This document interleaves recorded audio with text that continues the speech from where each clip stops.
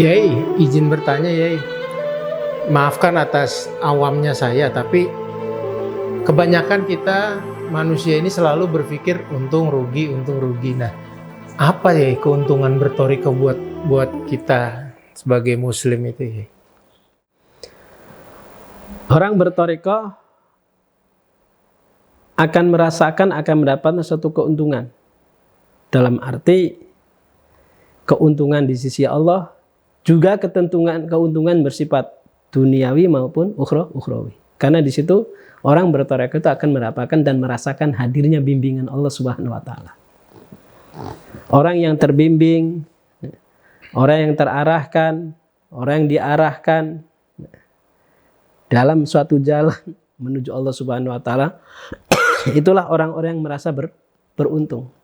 Karena dia tidak akan dibiarkan sendirian, dia tidak akan dibiarkan dalam keadaan kesesatan.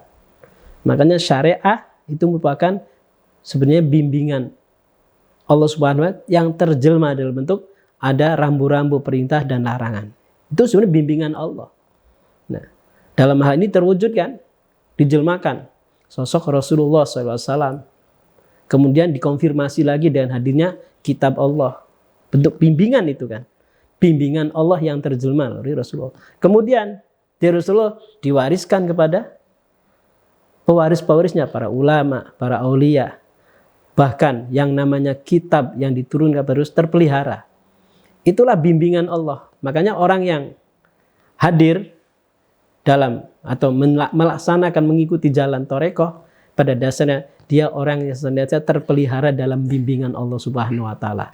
Adapun manifestasinya jelmaan bimbingan tersebut, muncullah sosok sang guru, sosok sang mursyid, dan muncullah jalannya namanya thariqah. Nah, itu konsepnya. Adapun realitasnya, hakikatnya, semuanya itu datang dari Allah Subhanahu wa taala. Makanya orang ketika berthariqah, dia akan menjalankan ibadah, prinsip-prinsip ibadah yang lebih intens. Baik ibadah itu bersifat ibadah yang mahdhah maupun yang ghairu mahdhah. Artinya mahdhah, ibadah yang langsung. Tujuannya arahnya datang perintah-perintah dari Allah, nilai-nilai dari Allah. Yang ghairu mahdhah, yang kaitan dengan nilai-nilai kehidupan sosial dalam kehidupan di dunia bersama masyarakat umumnya. Nah, itu menjadi ibadah. Orang yang berthariqah akan mendapatkan keuntungan seperti itu. Karena terbimbing dunianya, terbimbing akhiratnya, sehingga menjadikan semuanya lillahi ta'ala, karena Allah Subhanahu wa ta'ala. Kenapa demikian? Karena orang yang memiliki kemampuan, kesadaran seperti ini, dia sadar bahwa apapun yang dia lakukan semata-mata adalah bimbingan Allah dan kehadiran Allah yang terjelma melalui sifat-sifat dan nama-namanya Allah yang hadir dalam setiap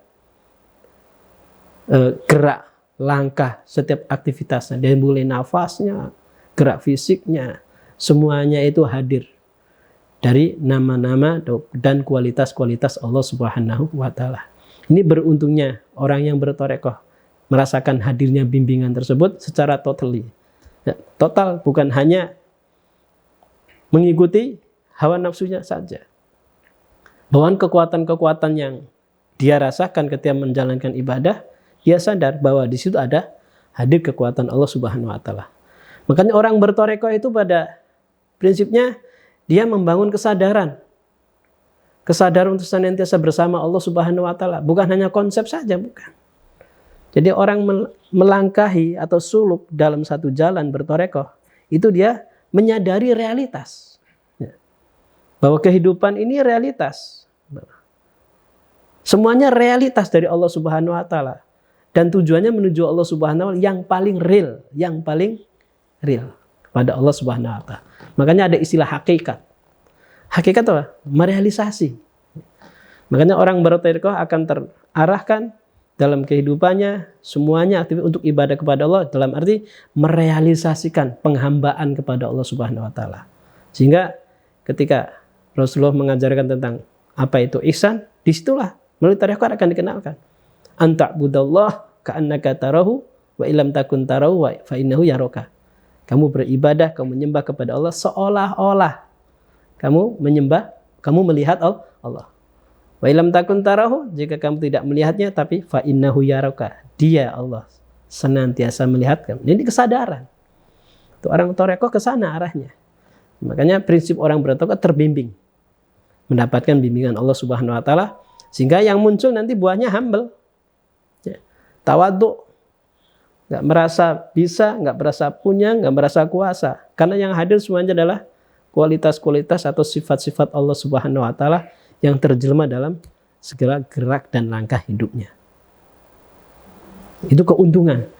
Menyadari hal semacam ini enggak mudah. Makanya kalau enggak mempunyai spirit yang terbimbing, justru nanti bimbingannya bukan spirit.